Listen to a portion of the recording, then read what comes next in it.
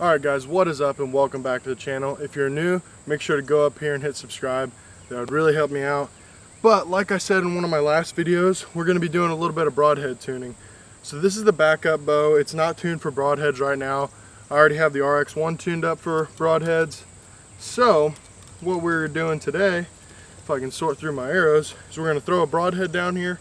Now I recommend to always start at about 20 or 30 yards just because, you know, if your bow's tuned and paper tuned, it should be pretty close.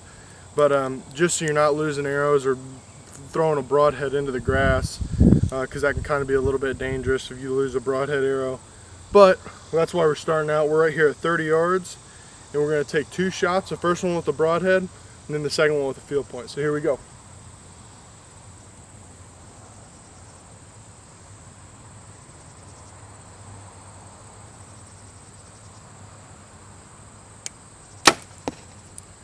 Okay, shot was pretty good.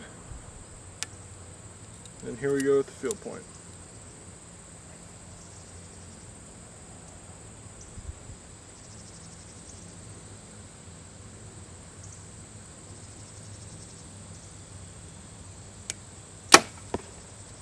All right, there we go. So now we obviously see that the broadhead hit a little bit higher and a little bit to the right of the field point. So basically what we're going to do is we're going to steer the broadhead arrow towards the field point arrow. So that means the broadhead is planing high and to the right. So what we're going to do, how we're going to steer that, is we're going to move the rest down and we're going to move the rest to the left.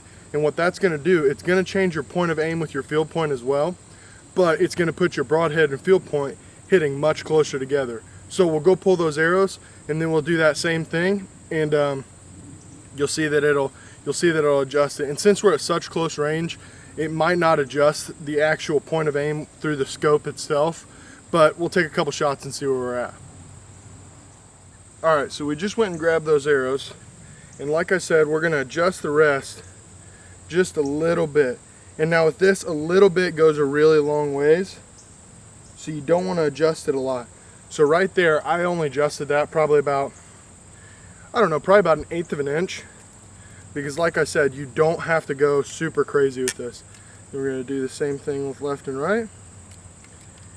And then another thing that I would also recommend doing is I would recommend doing this same thing at longer distance. Now what that's going to do is that's just going to magnify any impurities that are in your form.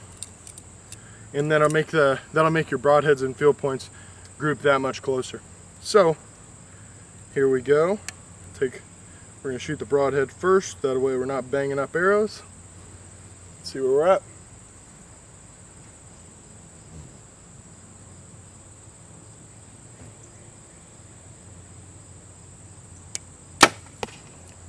Alright, it's pretty good. Go ahead and take the field point and shoot. And also, I'm shooting this hinge release right now. I'm not sure if I'm going to hunt with it yet, but man, it's fun to play around with. It definitely forces you to focus in on your form, that's for sure.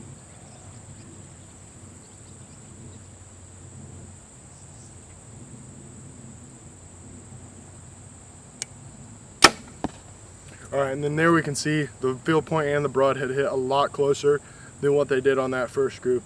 And that's really important for when you're in the woods in the fall, that you have 100% confidence in your setup, that your broadhead is going to go directly where your field point would impact, so that way you can have that confidence out in the woods.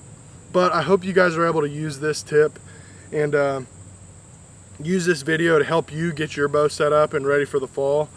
But if you guys like to give it a big thumbs up, that would really help me out. And check out some of my past videos if you haven't already. And also check out the video about the hinge. It was a couple videos ago. But I'm a big fan of this release so far, and the link for actually, if you wanted to purchase this release, the link for that is in the bio of that video. So if you guys like this one, give it a big thumbs up. That would really help me out. And I'll see you guys in the next one.